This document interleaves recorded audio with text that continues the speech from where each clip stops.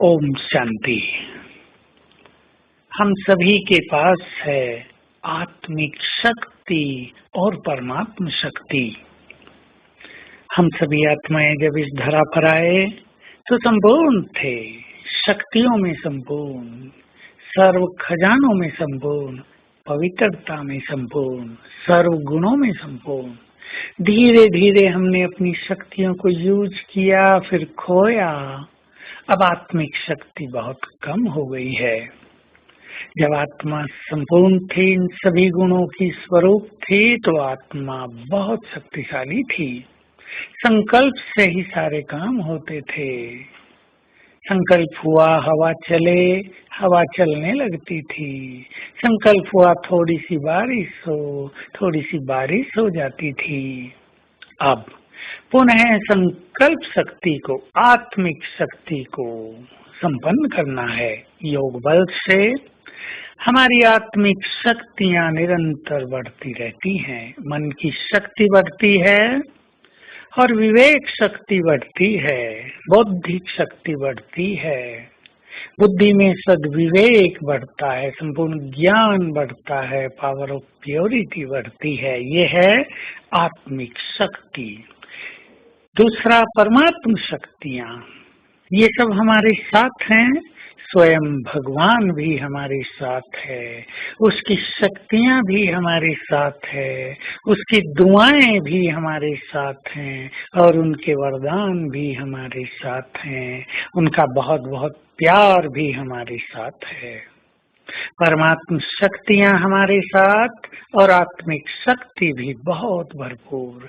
अगर हम इस नशे और खुशी में रहें कि मेरा तो एक बाबा, बस एक बल एक भरोसे जिए, मेरा बाबा, इस फीलिंग में बहुत अच्छी तरह से स्थित हो जाएं कि जो भगवान है वो मेरा है, जो सर्वशक्तिवान है वो मेरा है, जो भाग्य विधाता है वो मेरा है, जो दुख हरता सुख करता है वो तो मेरा है।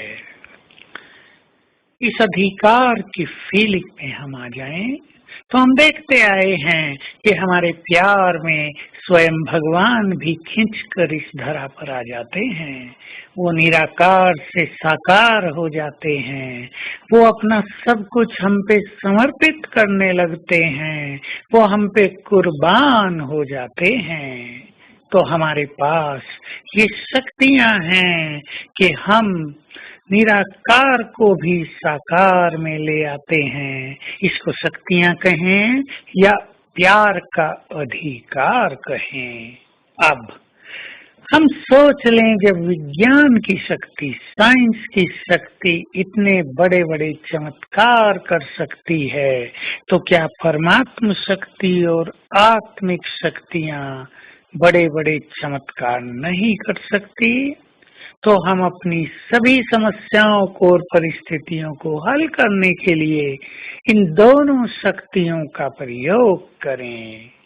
जैसे विज्ञान के साधनों से गर्मी को सर्दी में, सर्दी को गर्मी में बदला जा सकता है, वैसे ही आत्मिक शक्ति के द्वारा, उसकी संकल्प शक्ति के द्वारा हम समस्याओं को भी हल कर सकते हैं।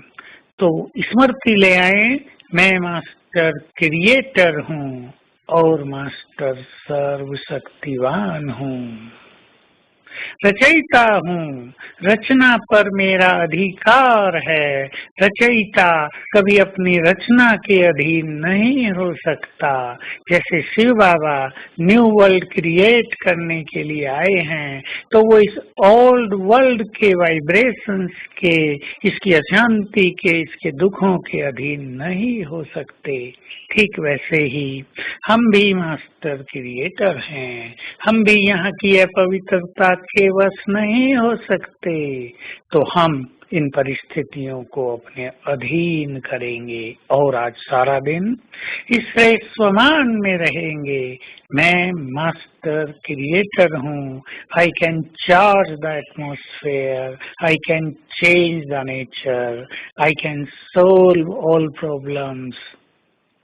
इस नशे में मैं मास्टर क्रिएटर हूँ और मास्टर सर्व शक्तिवान हूँ और ग्लोब के ऊपर खड़े होकर पूर्वज बनकर संसार को सकाश देते रहेंगे हर घंटे में एक बार।